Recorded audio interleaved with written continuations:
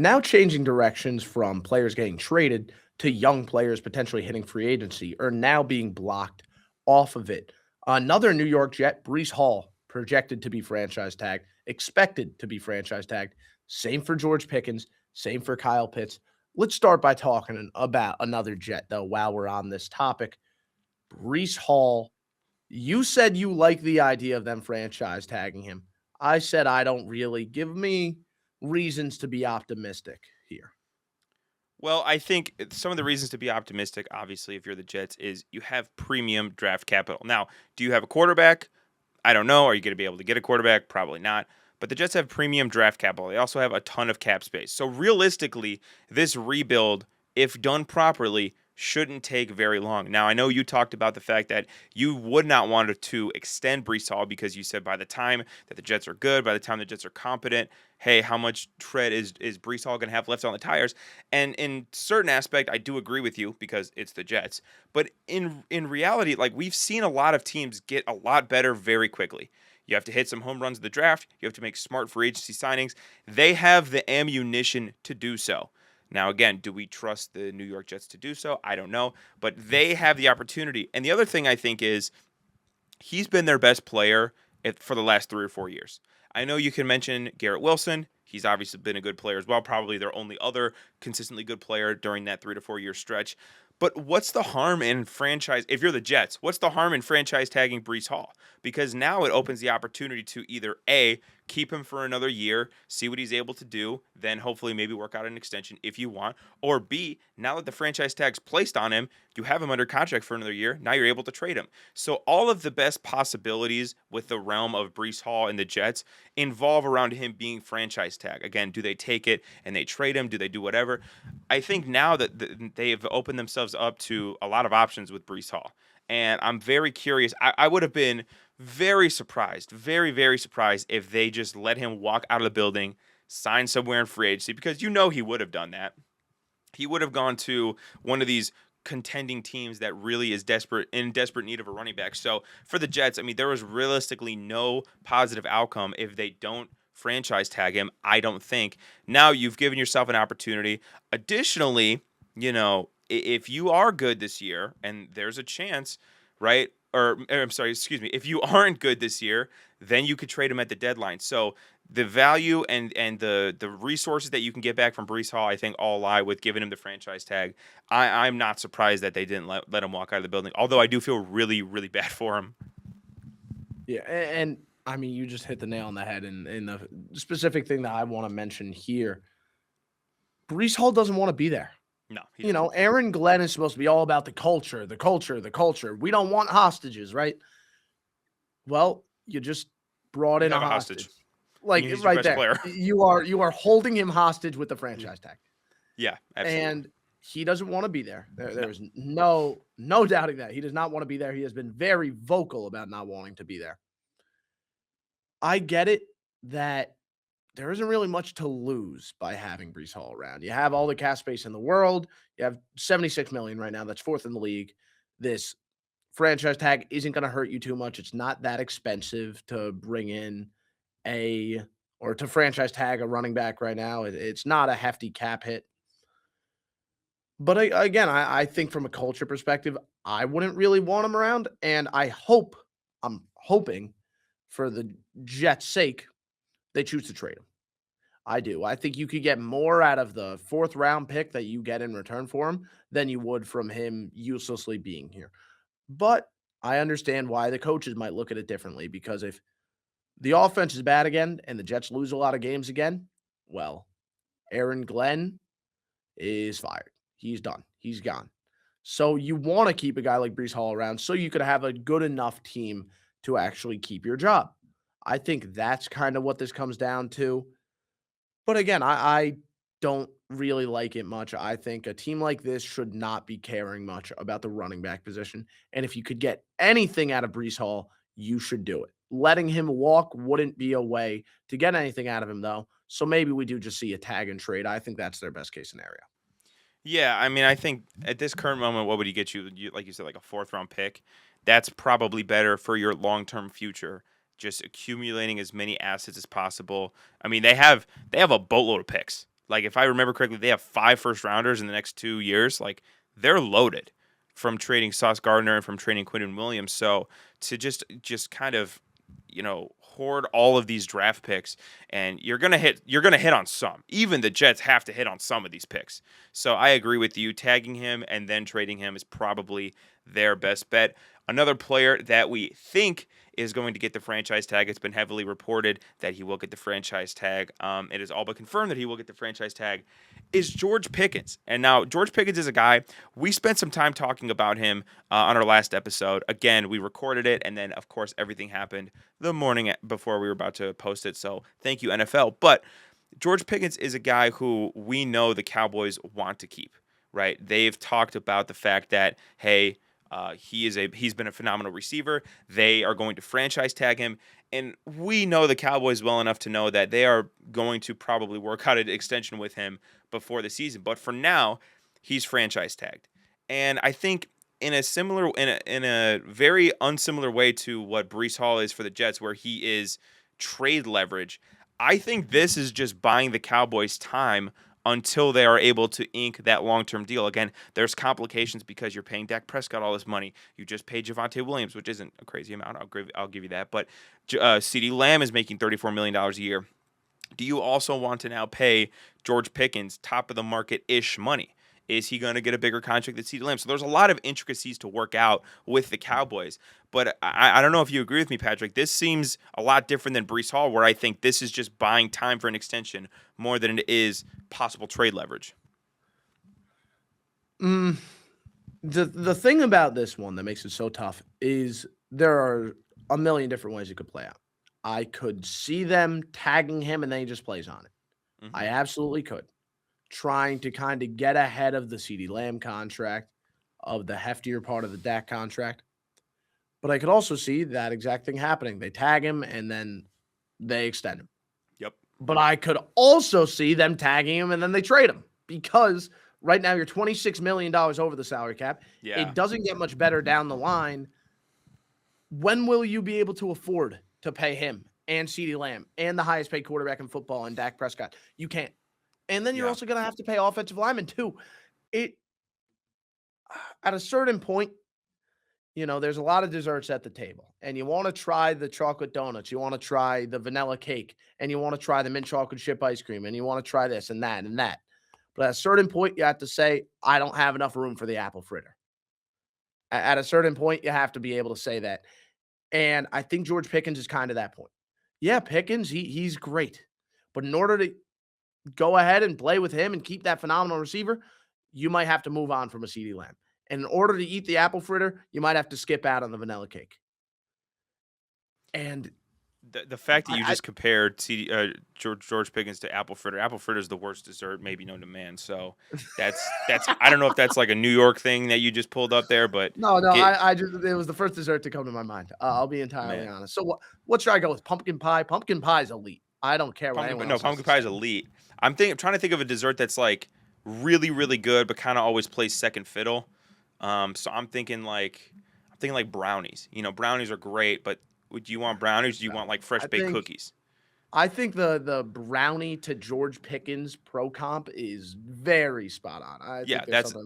There's nobody better on earth food to NFL player comps than me. That is like a very niche skill that I have, probably best in the world at a competition that nobody cares about. But your sentiment is correct when you say, hey, we have all of these things on the table. We have to get rid of one of them. Are you trading Dak Prescott? Are you trading CeeDee Lamb? You just signed Javonte Williams, so you're right in the sense of they're going to have to pick. They're already under the cap space. That's before a potential CeeDee Lamb extension, and that's before they even tag Pickens. It's before they tag Pickens, and that's before they, God forbid, pay anybody on the offensive line or on the defense. So this is a situation, you're right, it's going to be very hard for them to extend Pickens. But, with the cap exploding in a couple of years and adding funny money at the end of the deal, like, could they make it work? Yes, and that would be the most on-brand thing for the Dallas Cowboys for that to come to fruition. But, again, we talked about it last episode. I am kind of in favor of tagging Pickens, trading him. I think you get a second for Pickens. I think the Bills would give you a second. Will they not? I think you could get a first. The guy looked like a top 10 receiver. last 1 year. year though. Would you give up a first for a 1 year contract? If it's a trade and extend type of Hear me situation out. where I got one for you. the Bills got a Or no, contract on the table. Go ahead.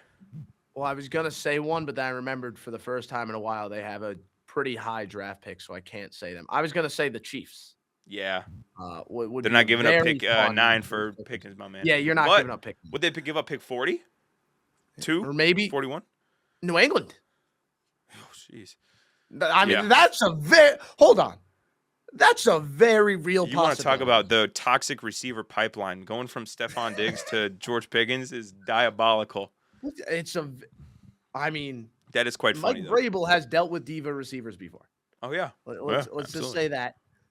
I think that's a very real possibility that I didn't think of until right now. If they were to tag and trade him, I think the Patriots are the first suitor out there. They have the Yeah. money. They could definitely do it. I Yeah, the Patriots man, do have money. Yeah. Pickens is a confusing one. You did say something earlier though that the most on brand thing for the Cowboys would be to what do you say? Extend him? Extend him think- like, dude. Didn't they? I remember. I was at week 1. The Bears in 2024, Caleb's first ever game, and I remember tailgating in the parking lot and seeing the notification that Dak Prescott signed his contract like Yeah. 3 hours before kickoff. So I wouldn't be surprised if George Pickens is like warming up on the field. His agent hands him his contract. He signs it, and then he goes for $110 week 1 next year. So like I think that it's so on brand for the Cowboys to like sign this guy to a total last minute extension. Off season long drama talk. Yeah, exactly. Jerry Jones goes on the radio saying, "I hate George Pickens," and then that ends up happening. He says like I like Alabama over Georgia just to like rage bait him a little bit. Like he just irks him, and then he's like, "All right, man, all right, here you go. Here's a contract. Here's $35 million a year. Don't tell CD. All right."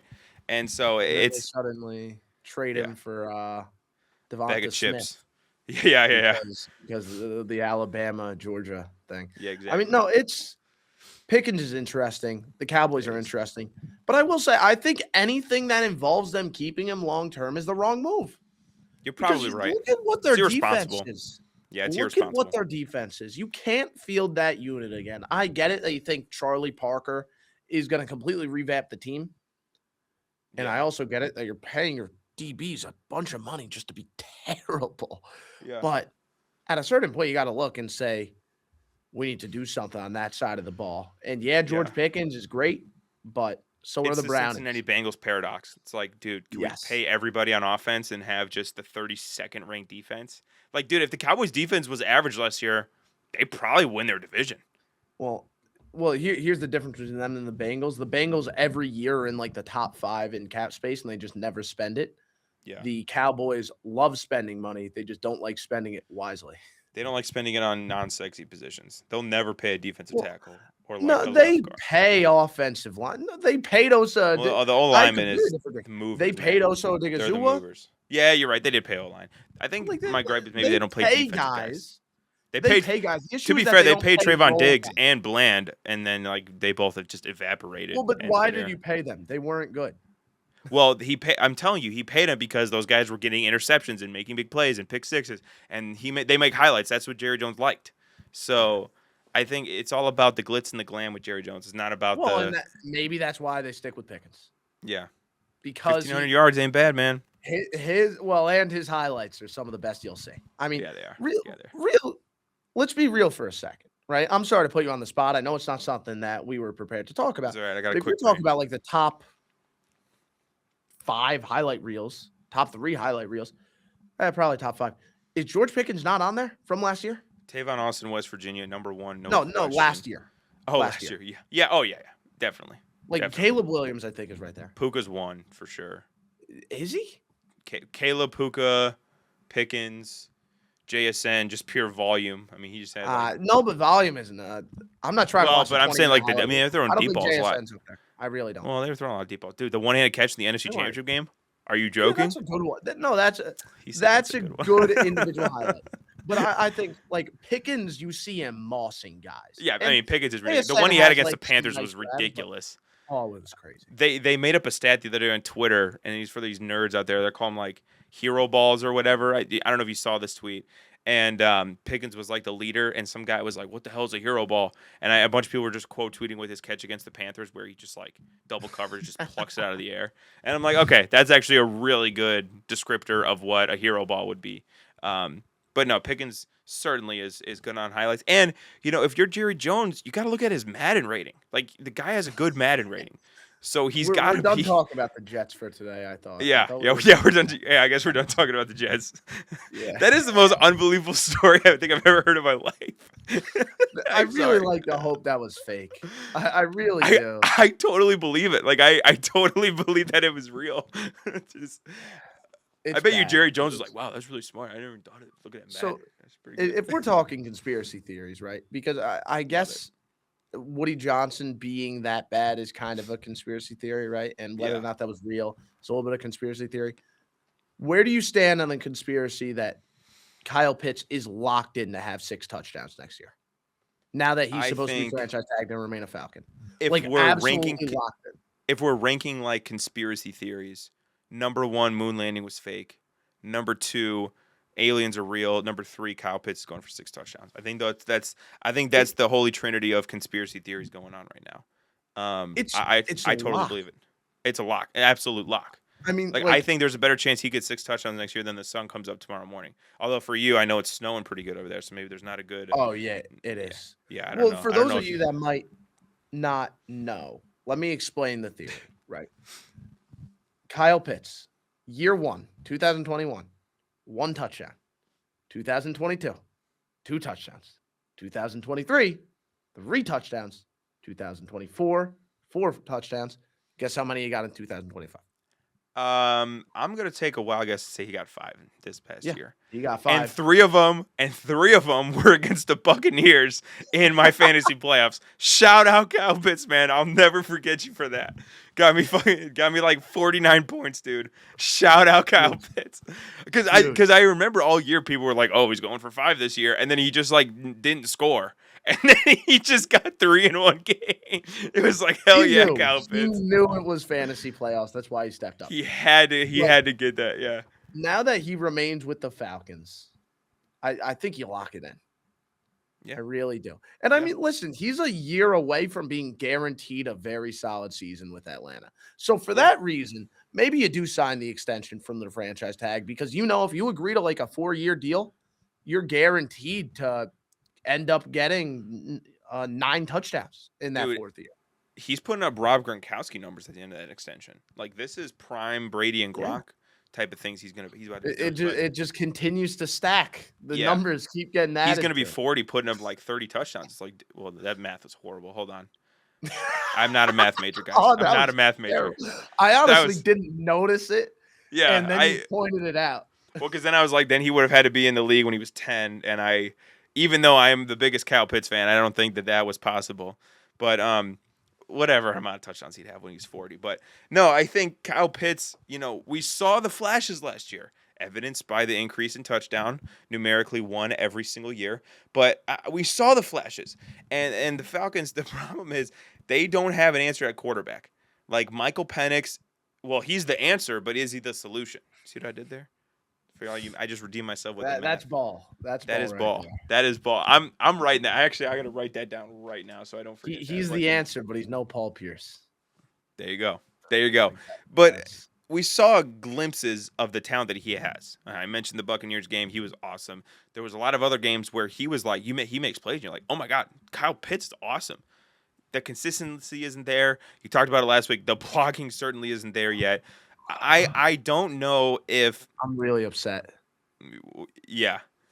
You really that was Allen Iverson. I was thinking of man.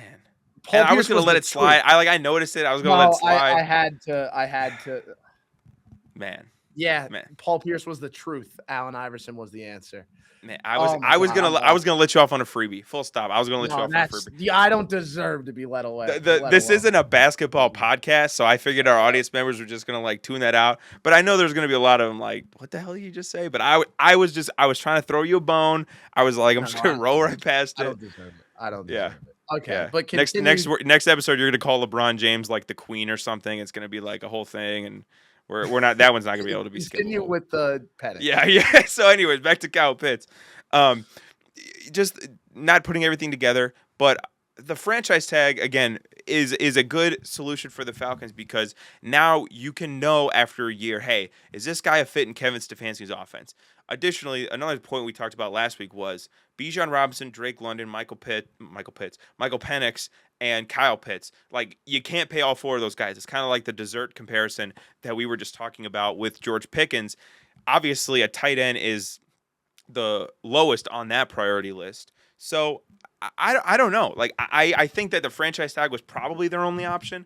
It'd be very risky to give him an extension before seeing him in your new coach's offense, who you are tying your future of this core with.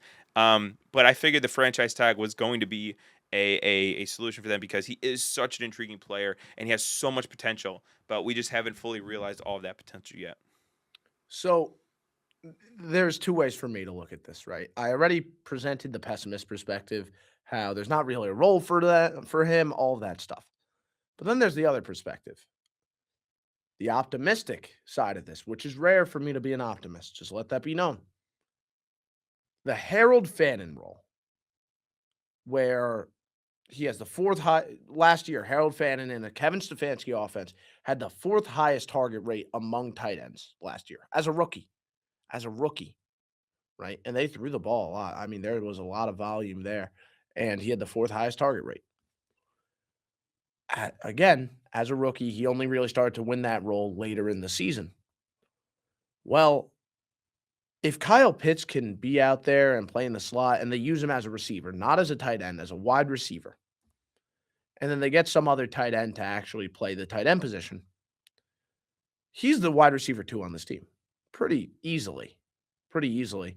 And I think that could work well. I have grown on this decision a little bit more than last time we spoke. That's currently where I stand. I think Kyle Pitts is a guy who can absolutely make plays. There is no doubting that he has playmaking ability as a route runner. He has great hands. He's able to go up and grab the ball. He just can't really play the tight end position. But Drake London as the wide receiver 1, him as kind of the wide receiver 2, playing again the Harold Fannin role, where he isn't even remotely a tight end and he's really just using all these utility ways.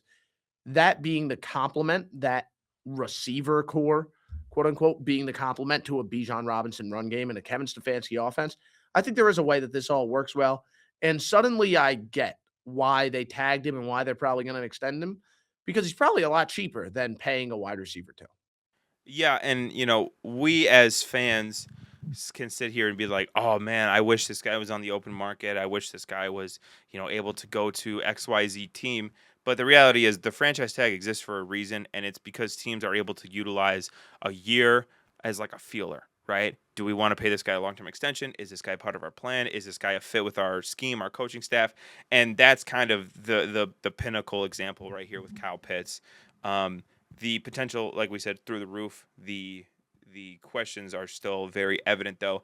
I do agree that he is going to play more like a Harold Fannin. I think they're going to say, "Hey, dude, you're like a big wide, right? You're like they As call he him, should be. yeah, as he should be." Like I don't want to see not even once this next year Kyle Pitts line up at a 3-point stance. Not one I time. agree.